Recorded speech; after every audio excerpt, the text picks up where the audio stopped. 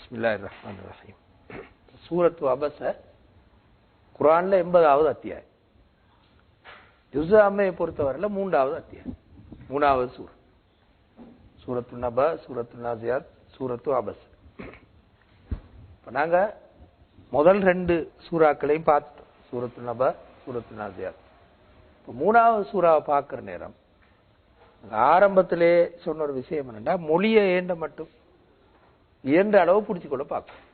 அரபு மொழியை குறைஞ்ச அந்த சொற்களையாவது, குர்ஆன்ல வரக்கூடிய சொற்களையாவது விளங்கி கொண்டா எங்களுக்கு இந்த அரபு மொழி தெரியாட்டியும், அரபு மொழியை தெரியாட்டியும் குர்ஆன்ல வார சொற்களை ஒரு அளவாவது பிடிச்சிக்கொள்ள இயல்பாக இருந்தா அந்த குர்ஆன் விளங்கும், ஒரு அளவுக்கு விளங்கும். பெரிய அளவு விளங்காட்டியும் ஓரளவு விளங்கும். அந்த மாதிரி நாங்கள் என்ன செய்வோம்னா, இந்த ஒரு 2 சூறால 3 சூறா முடியும் போது அந்த சூறாக்கள்ல வந்த பலமுறை வந்த சொற்களை திருப்பி ஒரு முறை பார்ப்போம், பலமுறை வந்த சொற்கள். அந்த வகையில இப்ப நாங்க சூரத்து நாசியாத்திலே, அதுக்கு முந்தின சூறா நபல குறைஞ்ச 2 முறை வந்த சொற்களை பார்ப்போம். ஒரு சூறால 2 முறை வந்திக்கும், அல்ல 2 சூறாலையும் சேர்த்து 2 முறை வந்திக்கும். பிறகு உங்களுக்கு ஒப்பிட்டு பார்த்துக்கொள்ளலாம், அபசேலையும் அதே சொற்கள் வருதுதான். இந்த சொற்கள் எல்லாம் 2 முறை அல்லது பல முறை வந்த சொற்கள். 2 முறையை விட கூடவும் வந்திக்கு சில சொற்கள். சரியா? இப்ப சொற்கள் முடிஞ்சு, சரியா? அவ்வளவு சொற்களையும் பார்த்து முடிச்சிட்டோம். இப்ப திருப்பி ஒரு முறை இந்த சூறாவை அப்படியே பார்த்தால் நீங்க அவதானிக்கலும், இந்த சூறாவை நீங்க அவதானிக்கலும், திருப்பி ஒரு முறை பார்த்தாங்க எல்லாத்தையும் வாசிச்சு பார்த்தால் ஒன்றிலிருந்து 10 வரை, 1லிருந்து 10 வரையும் உள்ள வசனங்கள் அவதானித்தால் ஒரு தாவா நிகழ்வு பார்க்க, ஒரு தாவா நிகழ்வு. 11லிருந்து 14 வரையும் அவதானித்தா அந்த நிகழ்வை ஒட்டி சொன்ன கருத்துக்கள், அந்த நிகழ்வை ஒட்டி சொன்ன சில கருத்துக்கள், இத நாங்க அவதானிக்கிறோம். என்ன கருத்து சொல்லிருக்குன்னு அவதானிச்சா இதுல என்ன சொல்லிருக்கின்றா, அல் குர்ஆன் மிகவும் உயர்ந்தது, கண்ணியமானது, மிகவும் தூய்மையானது. இந்த கருத்தை சொல்ற அந்த 11லிருந்து 14 வரையும் உள்ள வசனம். திரும்ப 17லிருந்து 23 வரையும் உள்ள வசனங்களை பார்த்தோம். குத்திலல் இன்சானு மா அக்ஃபரஹு மின் ஐ ஷைஇன் ஹலகஹு அப்படி ஸ்டார்ட் பண்ணுது. அந்த பாதையை அவதானிச்சால் நாங்க பார்ப்போம், நிராகரிப்புக்கு நியாயம் இல்லை, நிராகரிப்புக்கு நியாயம் உண்டு இல்லை. உண்மை நிராகரிப்புக்கு நாங்க எந்த நியாயத்தையும் சொல்லல என்று அந்த அந்த பாதையில பார்க்கணும். 1லிருந்து 10 வரையும் ஒரு தாவா நிகழ்வு, அந்த தாவா நிகழ்வை ஒட்டி சொன்ன சில கருத்துக்கள். அந்த கருத்து என்னென்றால் குர்ஆனை பற்றி சொல்லு, குர்ஆன் மிகவும் உயர்ந்தது, தூய்மையானது, கண்ணியமானது கருத்து சொல்லு. 17லிருந்து 23 வரையும் நிராகரிப்புக்கு நியாயம் உண்டு கருத்து சொல்லு. 24லிருந்து 32 வரை மறுமை நாளுக்கான ஆதாரம். கடைசிக்கு 33லிருந்து கடைசி வரையும், அதாவது 42வது வசனம் வரையும் மறுமை நிகழ்வு. மறுமை நிகழ்வு என்ன இருக்கின்றா, உலக அழிவும் மஹ்ஷர் வெளி மட்டுமே. இந்த சூறாவை பொறுத்தவரையில உலக அழிவும் மஹ்ஷர் வெளி மட்டுமே மறுமை நிகழ்வு. இவ்வளவுதான் இந்த சூறா. அப்ப இந்த சூறாட தலைப்பும் இப்ப இதெல்லாம் வச்சு பார்க்கும்போது, இதெல்லாம் வச்சு பார்த்தால் இந்த சூறாட தலைப்பும் இதே தான். அது பழைய அதே தலைப்பு, முதல் சொன்ன 2 சூறாவுக்கும் உள்ள அதே தலைப்பு வச்சு தொடரும். சரியா? இனி இந்த சூறாட முன்னுரையாக இது இருக்கு. இந்த பாது தொடங்கும் போது ஒரு தாவா நிகழ்வை சொல்லி தொடங்கும். அதோட ஒட்டின சில கருத்துக்களை சொல்லி தொடங்கும். சொல்லி அந்த பழைய தலைப்புக்கே திரும்ப வந்துருது. மனுஷனுக்கு நிராகரிக்கிறதுக்கு நியாயம் உண்டு இல்லை, மர்ம நாள் ஒன்று கண்டிப்பாக உருவாக்கியே ஆகும். திரும்ப மர்ம நாள் இந்த மாதிரி தான் இந்த மாதிரி அமைப்புலாம் இருக்கு. உலகம் அழிந்து திரும்ப மனிதர்கள் இருந்து மாஷர்வெளி நிற்கிற காட்சியோட முடிஞ்சிருக்கு இந்த சூறா. மற்ற 2 சூறாக்களை மாதிரி சொர்க்கத்தையோ நரகத்தையோ இந்த சூறால சொல்லல. அவதானிச்சா ஒன்றுமே சொல்ல இந்த சூறா. சரியா? இதுதான் இந்த சூறா. இனி நாங்க இப்படி பிரிச்சு பார்க்கலும். இந்த சூறாவை இந்த மாதிரி பிரிச்சு பார்க்கலும். இனி நாங்க பார்க்கணும் இன்ஷா அல்லாஹ். இந்த சூறாவை விரிவா பார்க்கணும். சூறா இறங்கின காலம், தாவா நிகழ்ச்சி என்னது, என்ன நிகழ்ச்சி அது நாங்க பார்க்கணும். நான் பார்த்துட்டு இதை ஒவ்வொன்றையும் ஒவ்வொரு பாதையும் இன்ஷா அல்லாஹ் விரிவா பார்ப்போம். அப்ப சொற்களை முடிச்சோம். 2வது சூறாவை எப்படி பிரிச்சு பார்க்க, சூறாட பொதுவான தலைப்பு என்னது மர்ம. எப்படி சூறாவை அந்த மர்ம என்ன மாதிரி சொல்லிக்க அந்த சூறா அப்ப உடைச்சு இப்படி சொல்லு, துண்டு துண்டா சொல்லு. முதல்ல ஒரு தாவா நிகழ்வில் இருந்து அந்த இதை சொல்ல ஆரம்பிச்சது. 2வது அல்லாஹ்வை நிராகரிச்சு மர்ம நாளை நிராகரிச்சு வாழ்வதற்கு நியாயம் இல்லை மனுஷன் சொல்லு. 3வது மர்ம நாளுக்கான ஆதாரத்தை சொல்லி கடைசிக்கு மர்ம நிகழ்வை சொல்லி முடிச்சிடும்.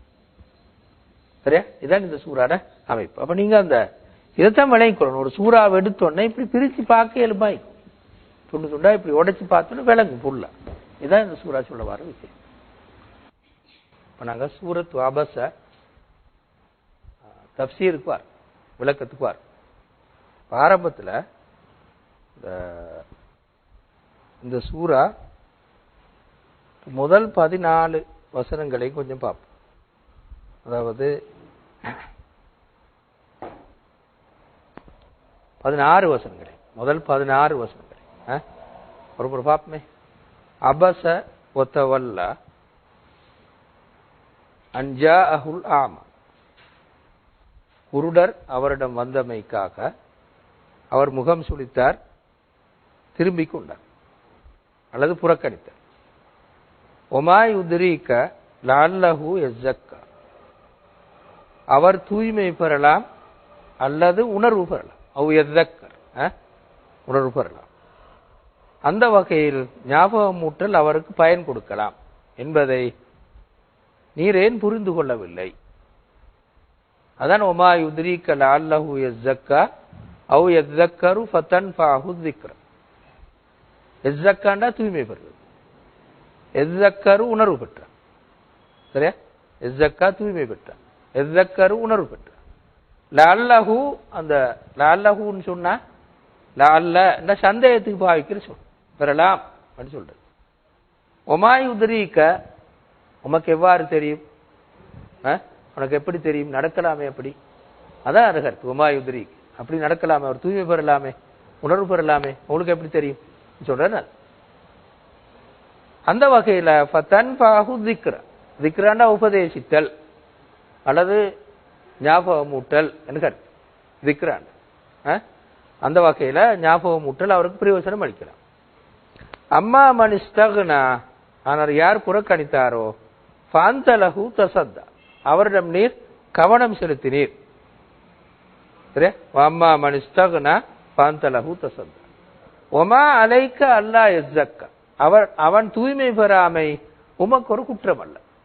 உமா அலைக்கன்னா உங்களுக்கு குற்றம் இல்லை. அல்லா யஸக்கா, அவன் தூய்மை பெறாதிருத்தல். சரியா? வம்மா மன் ஜாஅக யஸ்ஆ, ஆனால் யார் விரைந்து வந்தாரோ, வம்மா மன் ஜாஅக யஸ்ஆ, யார் உம்மிடம் விரைந்து வந்தாரோ, வஹுவ யக்ஷா, பயந்து கொண்டு யார் உம்மிடம் விரைந்து வந்தாரோ, ஃபஅன்த அன்ஹு தலஹா, நீர் அவரை புறக்கணித்தீர். கல்லா, அவ்வாறன்று. இன்னஹா தத்கிர, அது ஒரு ஞாபகமூட்டலாகும். ஃபமன் ஷாஅ ذكர, யார் விரும்புகிறாரோ அவர் அந்த வழியை பெற்றுக்கொள்ளும், ஞாபகமூட்டலை பெற்று அந்த வழியை பெற்றுக்கொள்ளும். ذكர ஃபீ சுஹுஃபின் முகர்ரம, அது கண்ணியமிக்க ஏடுகளில் உள்ளது. சுஹுஃபண்டா ஏடுகள், சஹீஃபா சுஹுஃப். மர்ஃபூஅத்தின் முத்தஹரா, அது உயர்ந்தது, தூய்மையானது. முத்தஹரானது இருந்தானே, தூய்மையானது. பிஐதி சஃபரா, அது தூதர்களின் கையில் இருக்கிறது. பிஐதி சஃபர், சஃபரன்னா தூதர்கள், தூதர்களின் கையில் இருக்கிறது. கிராமின் பரரா, அவர்கள் கண்ணியமானவர்கள், நல்லவர்கள். கிராமண்டா கரீம் என்று சொல்லு பண்பு, கரீம் கிராம். பரரா நல்லவர்கள், நல்லவர்களான தூயவர்களான தூதர்களின் கையில் அது இருக்கிறது. பிஐதி சஃபரத்தின் கிராமின் பரர். சரியா? இவ்வளவும் 16 வசனங்களும், இந்த 16 வசனங்களும் அவதானித்தா இந்த நிகழ்ச்சி ஒன்றை சொல்லும். சரியா? முதல் 16 வசனம் இப்ப நாங்க பார்த்த மாதிரி உங்களுக்கு வழங்கும். இந்த 1 to 16 வரையும் உள்ள வசனம் பார்த்தா ஒரு ரசூலுல்லாஹ்வுடைய தாவா வாழ்க்கையில் நடந்த ஒரு நிகழ்வு, தாவா நிகழ்வைத்தான் அந்த 1 to 16 வரையும் உள்ள வசனங்கள் சொல்லும். வாசிச்சோன்னே உங்களுக்கு வழங்கும். சரியா? வாசிக்கிற நேரமே வழங்கும். அந்த நிகழ்ச்சியை வச்சு அதிலிருந்து சில உண்மைகளை சொல்லும். நிகழ்ச்சியை ஃபுல்லா சொல்றதல்ல, அதிலிருந்து சில உண்மைகளை சொல்லும். சரியா? எனவே நாங்க என்ன செய்வோம்டா, இந்த ஆயத்துக்களை ஒவ்வொன்றா பார்க்க முடியும், நிகழ்ச்சி என்னன்னு பார்த்துக்கணும். அப்பா நான் விளங்கும். இதுக்கு சொல்ற சபபுன் நுசூல்னு சொல்ற. சபபுன் நுசூல் விளங்குதா? அதாவது சில ஆயத்துக்கள் இறங்குறதுக்கு ஒரு காரணம் உண்டு, ஒரு பின்னணி காரணம். இல்லை குறிப்பிட்ட ஆயத்தில் இறங்குறதுக்கு சில ஒரு உடனடி காரணம் உண்டு. இந்த உடனடி காரணத்துக்கு தான் இப்படி சொல்ற சபபுன் நுசூல், குறிப்பிட்ட ஆயத்தில் இறங்கியதுக்கான உடனடி காரணம். அப்ப இங்க உடனடி காரணம் ஒன்றுதான் இது இந்த இங்க சொல்லிருக்கு. அந்த உடனடி காரணத்தோட தான் இந்த ஆயத்துக்கள் இருக்கு. சபபுன் நுசூல் சொல்றார். சரியா? குர்ஆன்ல சில நிறைய ஆயத்துக்கள் இல்ல, கொஞ்சம் ஆயத்துகளுக்கு இந்த காரணம் இருக்கு, சபபுன் நுசூல் இருக்கு. எல்லா ஆயத்துகளுக்கும் இல்லை, அதிகமான ஆயத்துகளுக்கு இல்லை. உண்மையில் கொஞ்சம் ஆயத்துகளுக்கு தான். சரியா? அதான் நாங்க சபபுன் நுசூல்னு சொல்றோம். இந்த குறிப்பிட்ட நாங்க சொன்ன 14 ஆயத்து அதோடு சேர்த்து இந்த முழு சூறாவும் இறங்கினத்துக்கு ஒரு ஒரு குறிப்பிட்ட தாவா நிகழ்வு காரணம் சொல்லுவோம். உடனடி காரணம். அது நடக்காட்டி இந்த சூறா இறங்கிலன்னு கருத்து அல்ல, இறங்கான்னு காரணம், அது ஒரு உடனடி காரணம்னு சொல்லி நான் சொல்லுவோம். அப்ப அந்த உடனடி காரணம் என்னது நாங்க கொஞ்சம் பார்த்துக்கொள்வோம். இது இப்னு உம்மி மக்தூம் என்ற சஹாபியோடு சம்பந்தப்பட்ட காரணம். இப்னு உம்மி மக்தூம் சஹாபியோடு சம்பந்தப்பட்டது. சரியா? இப்ப இப்னு உம்மி மக்தூம் என்றது அவர் உண்மையான பேர் அல்ல. அவர் உண்மையான பேர் அப்துல்லா, அல்லது இன்னும் சில ரிவாயத்துகளின் படி அம்ர். அம்ரன்னு சொல்றதுதான் அவர் உண்மையான பேர், அப்துல்லா அல்லது அம்ர். அரபிகள் சும்மா லேசா விலையும் கொள்ளும். இந்த உம்மன்ற சொல்ல முன்னு பாவிக்கிறது அல்லது அப் என்ற சொல்ல உம்மு பாவிக்கிறது. அபன்னு பாவிப்பாங்க அல்லது உம்முன்னு பாவிப்பாங்க. அபு ஹுரைரா என்று வருதானே, அபு பக்ரின் என்று வருது. அந்த மாதிரி அபு ஹப்ஸ் என்று வருது. இது ஏன் காரணம்? அரபியில் இதுக்கு சொல்ற குன்னியான்னு சொல்ற, குன்னியான்னு சொல்ற. இது அவங்கள்ட்ட ஒரு வழக்கு, இது ஒரு பெருமையான விஷயம். ரசூலுல்லாஹ்வுக்கே சொல்ற உதாரணமா அபுல் காசிம், ரசூலுல்லாஹ் ஒரு மகன் பேர் காசிம். இப்ப காசிமின் வாப்பா தந்தை சொல்ற. இது அரபிகள்ட்ட இந்த அங்கீகரிக்கப்பட்ட ஒரு கண்ணியமான வழக்கு. ஒரு ஆள்கிட்ட பேரை சொல்றதை விட இப்படி சொல்றது அவங்கள்ட்ட கண்ணியம். ஒரு ஆள்கிட்ட பேரை சொல்றதை காட்டி புள்ளட பேரை சொல்லி வாப்பான்னு சொல்றது அவங்கள்ட்ட ஒரு கண்ணியமான ஒரு வழக்கு. அதுலதான் இங்கேயும் வந்து உம்மு மக்தூம், இப்னு உம்மி மக்தூம், உம்மு மக்தூம்ல மகன் சொன்ன. சரியா? உம்மட மகன் நேரடியாக முடிப்பெடுத்தா இப்னு உம்மி மக்தூம் அப்படின்னு சொல்ற. சரியா? அதே நான் அப்படி பாவிக்கிறேன்டால் வாப்பா ஃபேமஸ் இல்லாட்டி, சமூகத்துல வாப்பா ஃபேமஸ் இல்லாட்டி உம்மாவை சொல்ற. இப்ப இந்த குறிப்பிட்ட இந்த அப்துல்லா என்ற சாபிட வாப்பா அவ்வளோ ஃபேமஸான இல்லை, உம்மா ஃபேமஸ். உம்மோட பேரு ஆத்திகா. ஆத்திகான்னு சொல்றது உம்மோட பேரு. அதாவது ஆத்திகா பின்த ஆமிர் இப்னு மக்சூம். அரபியில் ஒரு ஃபேமஸ் கோத்திரம் தான் மக்சூம் என்ற கோத்திரம். சரியா? அந்த வயல உம்மா சரியான ஃபேமஸ். ஆனா வாப்பா கைஸ் இப்னு ஜாயிதா என்ற ஒரு மனிதர், அவருடைய பேரு கைஸ் இப்னு ஜாயிதா. கைஸ் இப்னு ஜாயிதா அவ்வளவு ஃபேமஸான ஆள் இல்லை. வாப்பட பேர் இதுதான் வாப்பட பேர். அப்ப உம்மா அந்த மக்சூம் கோத்திரத்தை சேர்ந்த ஒரு பெரிய ஒரு பெண்ணாக இருந்ததுனால இவர பேரே உம்மாவோட சேர்த்து பாவிச்சு இப்னு உம்மி மக்தூம் பாவிக்க காரணம் பாரு. சரியா? சரி, என்ன நிகழ்ச்சி என்றால் ரசூலுல்லாஹ் அபூ ஜஹல் ரசூலுல்லாஹ் இவங்களோட பேசி கொண்டிருந்தார். இவங்க எல்லாரும் குறைஷிகள்ல பெருந்தலைவர். அபூ ஜஹல், அத்தபா இப்னு ரபீஆ, அப்பாஸ் இப்னு அப்துல் முத்தலிப், உபை இப்னு கலப், ஷைபா இப்னு ரபீஆ, அல் வலீத் இப்னு முகீர். இவங்க எல்லாரும் குறைஷிகள்ல பெருந்தலைவர். இவங்களும் ரசூலுல்லாஹ்வும் பேசி கொண்டிருந்தார். அதாவது எது சம்பந்தமா? தாவாவோடு சம்பந்தப்பட்ட விஷயமா. ரசூலுல்லாஹ் இவங்களோட பேசி எப்படியாவது ஆக்களை இழுத்து கொள்ளையிலுமா அடி யோசிச்சாங்க.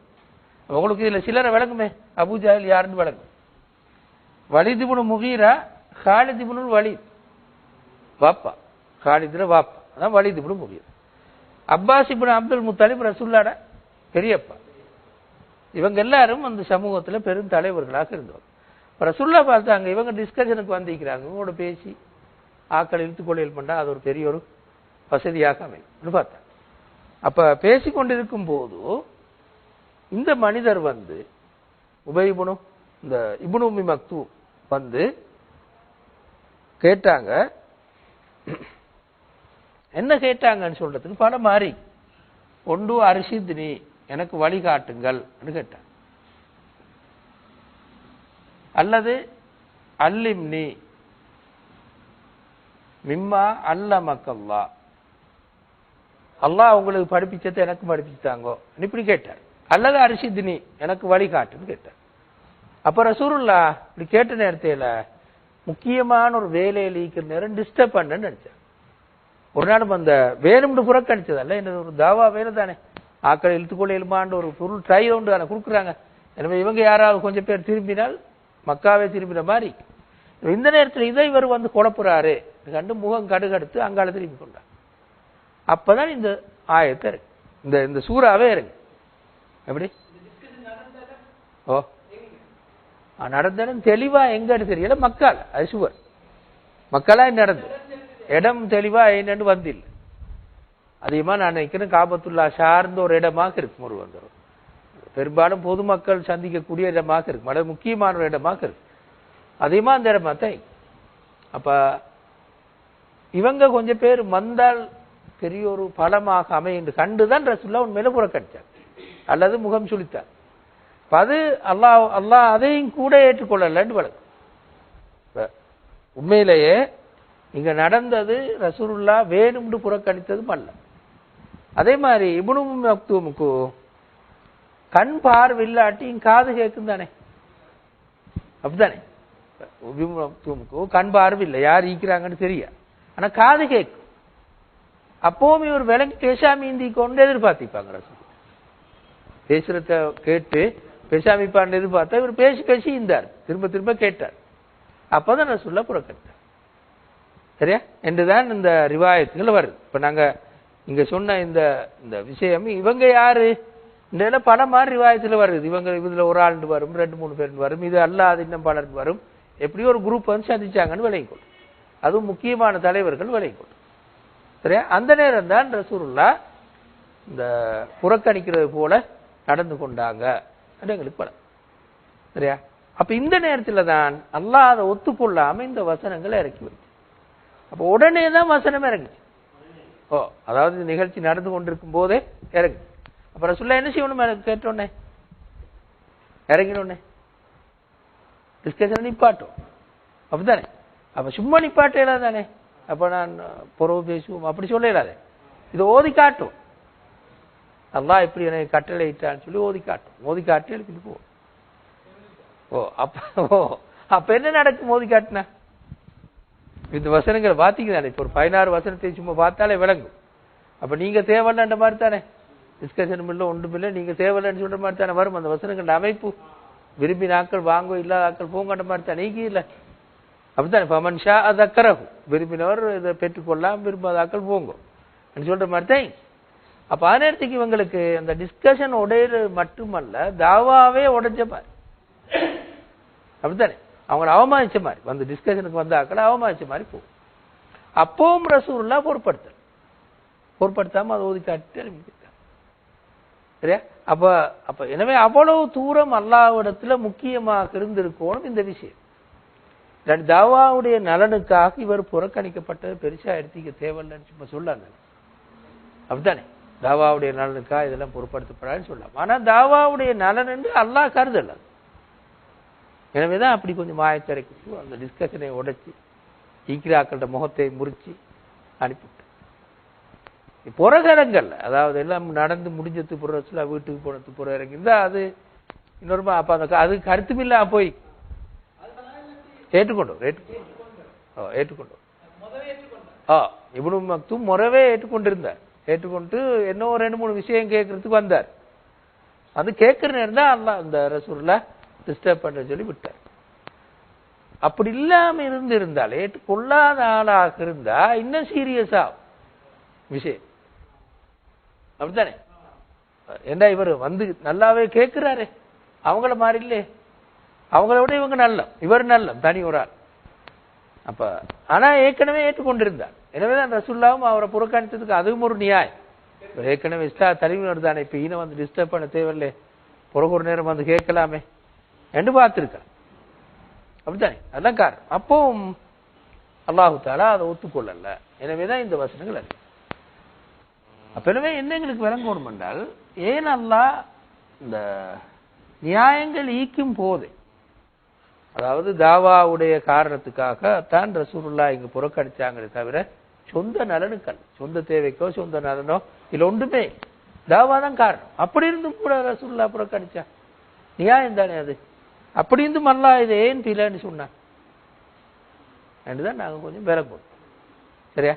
முதலாவது அந்த இதுல 16 வசனங்களுக்கு 1-2 வசனம் அப்படித்தானே, 16 வசனங்களுக்கு வேற இடங்கள்லயும் ரசூலுல்லாஹ் விட்ட தவறுகளை வேற சூறாக்களையும் சொல்லி காட்டிருக்கு. ஆனா இவ்வளவு கடுமையா ஒரு இடமும் இல்லை. உதாரணமா யா அய்யுஹன் நபி லிம துஹர்ரிமு மா அஹல்லல்லாஹு லக், இது சூரத்து தஹ்ரீம்ல வார ஒரு ஆயத். சூரத்து தஹ்ரீம்ல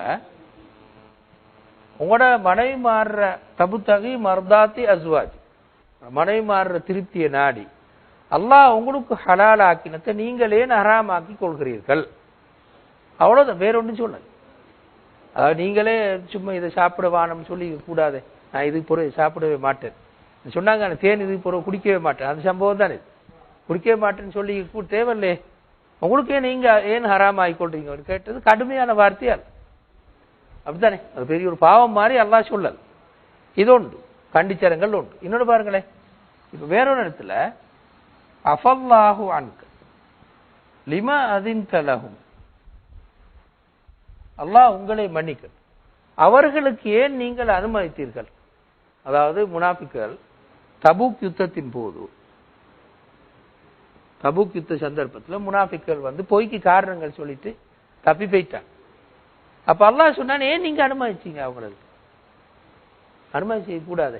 அப்ப அதை சொல்லும் போது எப்படி சொன்னான்டா, அஃபல்லாஹு அன்க, அல்லாஹ் உங்களே மன்னிக்க சொல்லிட்டு. அப்ப அதுவும் கடுமையான வார்த்தையா.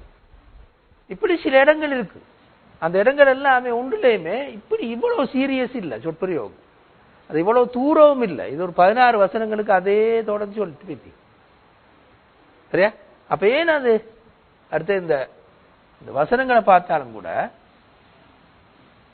வசனங்கள்ல ஒரு துண்டு இருக்கு, பின்னால் இருக்குது கல்லா. நாங்க நேரத்தோட பார்த்து கல்லா என்ற சொல்லுக்கு ஹர்ஃபு ஜஜ்ரின் ரத்இன், உன்னை கடுமையா தடுக்கிறதுக்கு பாவிக்கும், விரட்டுறதுக்கு தடுக்கிறதுக்கு கடுமையா பாவிக்கிற சொல். குர்ஆன் முழுக்க ரசூலுல்லாஹ் பார்த்து நேரடியாக கல்லாண்டு பாவிச்ச ஒரே ஒரு இடம் இல்லை.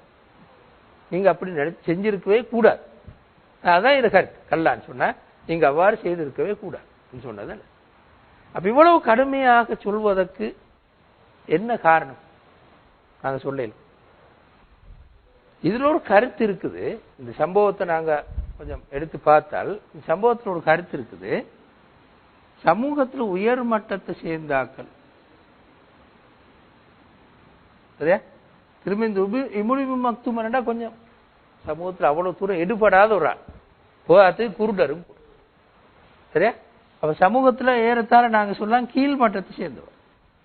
இந்த ரெண்டுலையும் ஒரு அளவுக்கு விளங்குது, ஒரு அளவுக்கு அது பூர்ணமாக அந்த கருத்து இல்லாட்டி உயர் மட்டத்துக்கு ஒரு இடம் கொண்டு வந்த மாதிரி விளங்கு. இந்த சம்பவத்தில் ரசூலுல்லாஹ் என்ன பார்த்தாங்கன்னா இவங்களை கொஞ்சம் பிடிச்சி கொண்டா லேசின்னு பார்த்தாங்க. பெரியாக்கள் இவங்களுக்கு கொஞ்சம் பிடிச்சி கொண்டா லேசின்னு பார்த்தாங்க. அப்ப அப்படி ஒரு கீழ் மட்டத்தை சேர்ந்தவரோ வந்து இவர் நீ